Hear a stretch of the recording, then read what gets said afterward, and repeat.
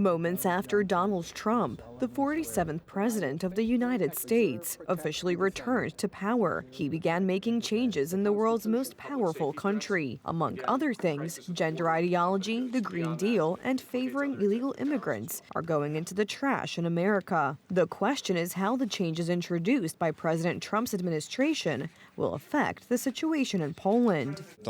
This is a very important time. They will have a gigantic impact in our country, but not in a four-year perspective, but actually here and now. This administration is immediately going full steam ahead on the tracks that will carry out this agenda that is close to us. Because the policies already being put in place by Donald Trump are at the opposite pole to those pursued for years by Brussels and Poland under Donald Tusk. If Europe does not fundamentally change its policies in almost all areas, it will collapse, become an open-air museum. Brussels' policies with the promotion of the Green Deal, gender ideology, the Migration Pact, or special privileges for illegal immigrants, which until recently were defended by politicians in power today. I ask in the context of your actions at the border. We all saw you running around with that bag. Of course, there have always been migrations, and there will be migrations, and they are a powerful challenge for both Europe and the States. Certainly, my opponents are in a very difficult situation. Well, after all, it is known that politically for them, this is a very big problem. Just because they speak differently today doesn't mean that they think differently. They think the same way, only from such a utilitarian point of view. They want to quickly change the skin in which they walk. This will not work.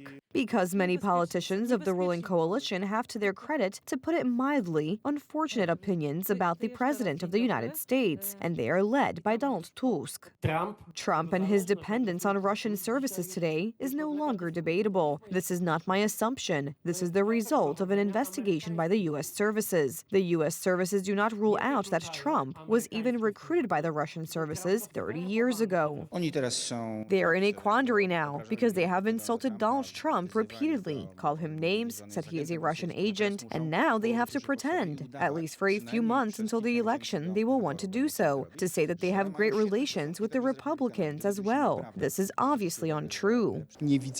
I don't see any problems here for cooperation, due to some political statements in the past. I understand that you want to make an issue out of this. You want to emphasize the importance of these words, while this is really not reflected in reality. Such words look a bit like conjuring reality, because it is rather the United States, the world's largest superpower, that is our country's strategic partner. Others argue in line with the official coalition message of the day, that it will change, but for the worse. I think that some Poles who are in Chicago and are there illegally voted for Donald Trump, or encouraged their friends to do so, and may be strongly surprised if they are immediately sent back to Poland, because this is the decision Donald Trump made and said he would start with Chicago. No, Trump said he would start at the border with Mexico, and he calls illegal migrants those who have illegally crossed the border. In the case of the Poles, that's impossible, so the topic is simply created for the internal politics of the Tusk coalition. Other politicians of the current government argue that not much will change for Poland after Donald Trump comes to power. Americans elected their president, and we should strive for and have excellent contacts with the United States.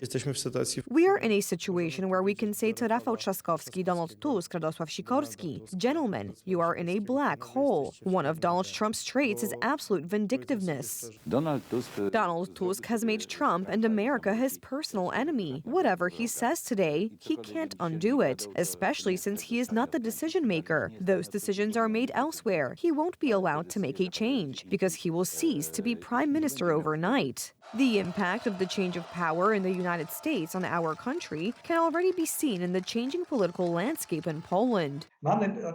We have had signs of this for a good few weeks now, in the form of an increase in support for law and justice, which is associated with a party that locates itself closer to Donald Trump's policies than the Civic Platform. The elections in May will decide who will be Poland's head of state. Relations with the world's greatest superpower will also be at stake.